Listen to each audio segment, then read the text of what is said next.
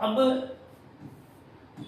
ये इधर E दिया है, B दिया है, ये B, ये Z एक्सिस, ये X एक्सिस और ये Y axis.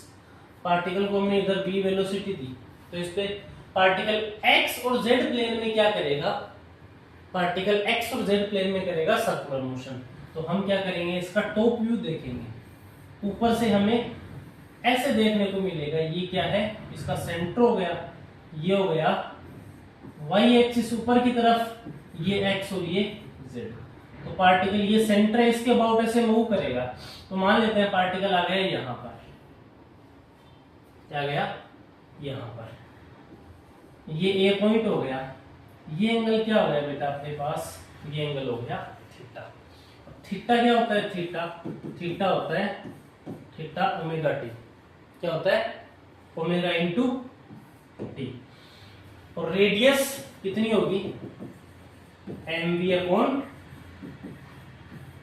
Q into B होगी। अब v is equal to R omega, हमें पता है, तो ओमेगा आ जाएगा v बाई आर। तो ओमेगा आ जाएगा v बाई आर। अब ये r है रेडियस, ये भी r है, तो ये डिस्टेंस क्या हो जाएगी, ये हो जाएगी, ये तो हो जाएगी हमारे पास r कोस थीटा, और ये हो जाएगी r साइन थीटा। ये x और y, सॉरी x और z हो गई।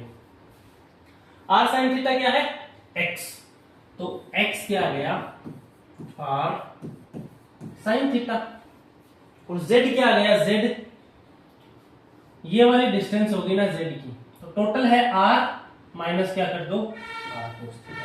ये r minus r cos theta, ये आ गया x कोऑर्डिनेट, ये आ गया z कोऑर्डिनेट। अब थीटा की वैल्यू निकालनी है, थीटा ओमेगा टी होता है, थीटा की वैल्यू यहां पे रख दो, सिंपल सी बात है। टी टाइम पे आपके पास क्या आ जाएंगे, कोऑर्डिनेट्स आ जाएंगे, और दैट्स ऑल। ये था, x निकाल लिया आपने, z निकाल लिया। अब क्या करना है, y भी तो निकालना है ना। तो इनिशियली पार्टिकल y डायरेक्शन में वेलोसिटी कितनी है, 0 है।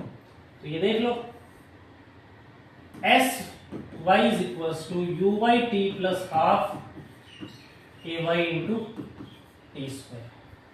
u y इनिशियली 0 है, तो ये हो गया हाफ, एक्सेलरेशन क्या होता है, force upon m into T square, और ये आ गया अपना,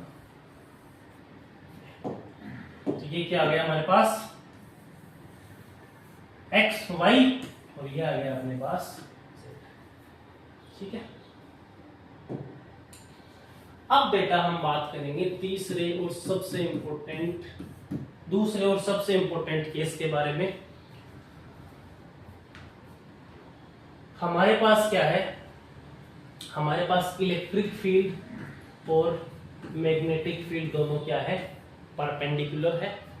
और हमने पार्टिकल को क्या किया इस बार हमने पार्टिकल को रिलीज किया है। क्या किया है, रिलीज किया है। मतलब ऐसा समझो, ये x, ये y और ये z। y डायरेक्शन में है इलेक्ट्रिक फील्ड, z डायरेक्शन में है मैग्नेटिक फील्ड, और x डायरेक्शन में है सिर्फ इलेक्ट्रिक फील्ड और मैग्नेटिक फील्ड दोनों परपेंडिकुलर है। और पार्टिकल को इनिशियली कहां पे है, पार्टिकल इनिशियली है रेस्ट पर। अब क्या होगा, अब हमें इसके पाथ को, इसके मोशन को विजुलाइज करना, ये थोड़ा सा अच्छा कंसेप्ट है। तो देखते हैं क्या होता है इसमें। सिंपल है, ज्यादा कुछ है नहीं। यहां पर क्या है, पार्टिकल रेस्ट पर रखा है शुरू में, क्या, पार्टिकल रेस्ट पर रखा है, मतलब वेलोसिटी क्या है, 0। जैसे ही आप पार्टिकल को रिलीज करते हो, उसकी वेलोसिटी क्या है, 0। तो उसमें कोई भी मैग्नेटिक फोर्स नहीं लगेगा। क्यों, क्योंकि F होता है Q V cross B। V 0 हो गया तो कोई मैग्नेटिक फोर्स नहीं लगेगा। तो उस पे कौन सा फोर्स लगेगा? केवल उस पे लगेगा इलेक्ट्रिक फोर्स। इलेक्ट्रिक फोर्स कितना होता है? Q इंटू ई। शुरू में आपने इसे यहां पे रखा, कोई फोर्स, कोई मैग्नेटिक फोर्स नहीं है, तो इस पे एक फोर्स लगेगा इलेक्ट्रिक फोर्स। इस इलेक्ट्रिक फोर्स की वजह से पार्टिकल किधर मूव करेगा? वाई डायरेक्शन में। अब जैसे पार्टिकल पे इलेक्ट्रिक फोर्स लगेगा, पार्टिकल मोशन में आ जाएगा। पहले रेस्ट में था, लेकिन अब क्या हो गया? मोशन में आ जाएगा, और मोशन वाई डायरेक्शन में। तो यहां पे अब क्या होगा? अब पहले तो मैग्नेटिक फोर्स जीरो था, लेकिन अब पार्टिकल मोशन में आ गया, तो धीरे धीरे मैग्नेटिक फोर्स भी लगना स्टार्ट हो जाएगा। पार्टिकल की वेलोसिटी वाई डायरेक्शन में है और मैग्नेटिक फील्ड जेड में है, तो इस पे क्या होगा? मैग्नेटिक फोर्स भी अब लगना चालू हो जाएगा। इधर लगेगा, V इधर लगेगा, मैग्नेटिक फील्ड है जेड में बाहर की तरफ, तो V क्रॉस V, उस पे फोर्स किधर लगेगा? X और Y प्लेन में लगेगा, और पार्टिकल कुछ इस तरह मूव करेगा। अभी हमें नहीं पता किस तरह मूव करेगा, लेकिन हम पार्टिकल पे फोर्स किधर लगेगा? पार्टिकल पे फोर्स लगेगा XY प्लेन में। ठीक है, अब देखें, अब हम इस मोशन को देखेंगे कि किस तरह से सोल्व करनी है।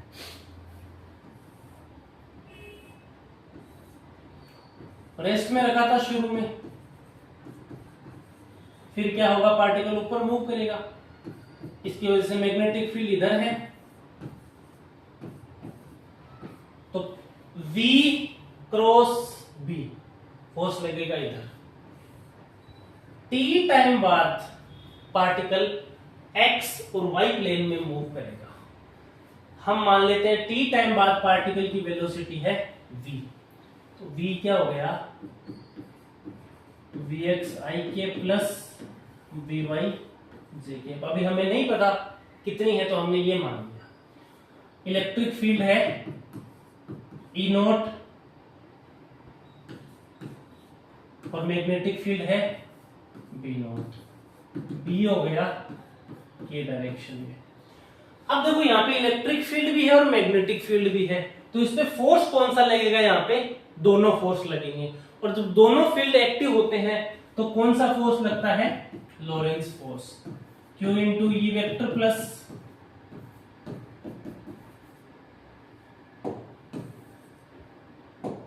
Q V cross B। ठीक है, अब देखो, लगाओ Q E को लिख दो सीधे, E not J K plus Q V कितना है? Vx I के प्लस Vy जे के क्रॉस B नॉट के B नॉट के। ठीक है, अब देखो Q E not J K plus Q, करो इसको। Vx B not I cross K, I J और K। I क्रॉस J होता है K, यहाँ पे I क्रॉस K है, तो ये आ जाएगा माइनस J, तो minus J K plus Vy B not. J cross K होता है I, तो ये आ गया, तो ये क्या हो गया? F वेक्टर हो गया हमारे पास। ठीक है, इसको हम क्या करेंगे? इसको हम थोड़ा सा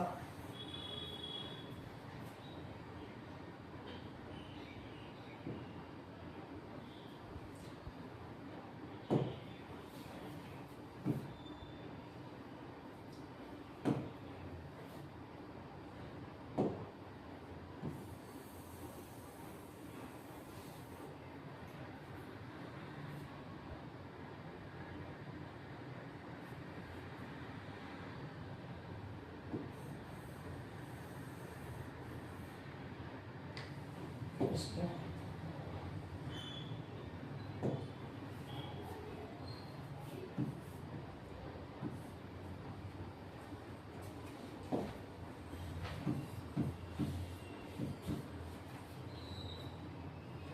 तो यहाँ पे हमारे पास क्या आया था,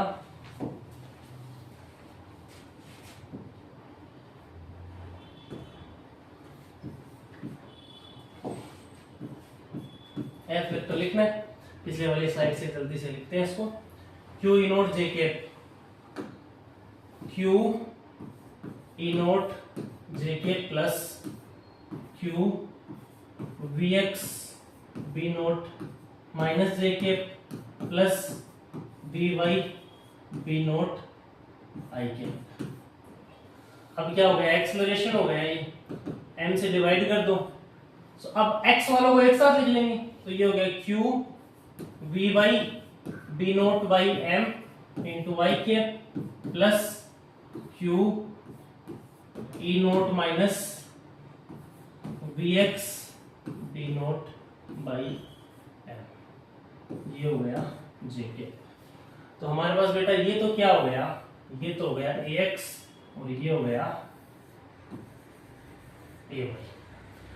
अब हमें करना क्या है, हमें सिर्फ ये देखो ax आया हमारे पास, इसको हम लिख सकते हैं dvx by dt is equal to q v by B naught, q v by B naught by m, ay आ गया अपना, ay को dvy बाई dt लिख सकते हैं। तो ये आ गया e minus V X B naught, e minus V X B naught Q by M. अब सिंपल सी बात है, इनको सोल्व करना है, तो डायरेक्टली तो ये सोल्व होंगी नहीं। तो सबसे पहले जो दूसरी इक्वेशन है ना, उसको टाइम की रिस्पेक्ट में डिफरेंशिएट कर दो। तो ये आ जाएगा d2v by dt2 is equal to minus B naught Q by M into V X. ठीक है, अब D V by D X, इसको लिख दो यहां से D V X by D T की वैल्यू, तो ये आ गया minus Q B naught by M का स्क्वायर इंटू वी बाई। अब ये बन गई हमारे पास d2vy by dt2 is equal to minus of omega square vy, जो क्या है एक सिंपल हार्मोनिक इक्वेशन की सिंपल हार्मोनिक इक्वेशन। इसको इस तरह सोल्व करेंगे। इसका सॉल्यूशन क्या होता है, y बराबर a sine omega t plus 5। तो यहां पर क्या है, y की जगह vy है, तो ये हो गया vy बराबर a sine omega t plus 5, और ओमेगा क्या है, ओमेगा है Q B naught by M. अब क्या करो, t इक्वल टू 0 टाइम पे vy भी 0 है और vx भी 0 है, तो यहाँ पे t इक्वल टू 0 टाइम पे vy 0 रखो, तो ये आ गया 0 is equal to a sine 5। तो 5 की वैल्यू क्या आ गई हमारे पास, 0 आ गई, तो 5 की वैल्यू 0 रख दो। vy बराबर a साइन ओमेगा t। अब क्या करो, इसको करो डिफरेंशिएट, dvy बाई dt आ गया is equal to a cos omega t into omega.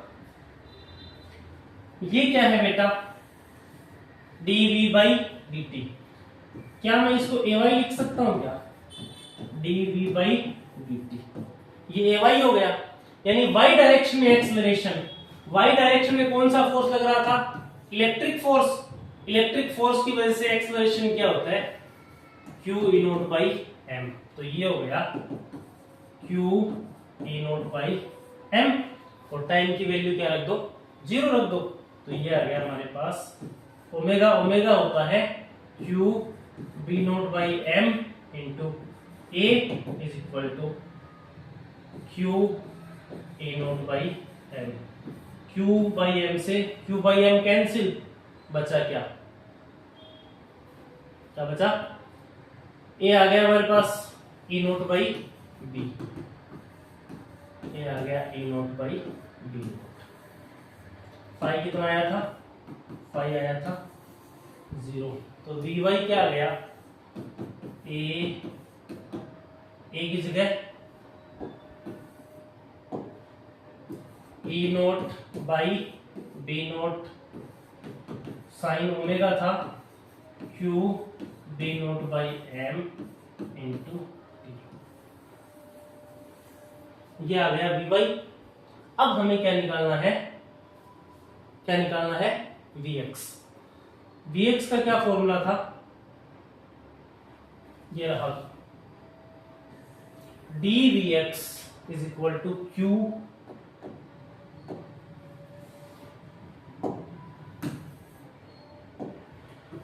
D V X by D T बराबर Q V B naught by M. अभी अभी हमने क्या निकाला है, वी वाई निकाला है, तो वी वाई की वैल्यू रख दो, Q B naught by M E by B sine Q B naught by M into T, ये हो गया D V X by D T. अब क्या करो, बी नोट से B naught cancel, Q E naught by M, ये आ गया sine Q B naught by M into T into D T, और ये हो गया डी एक्स।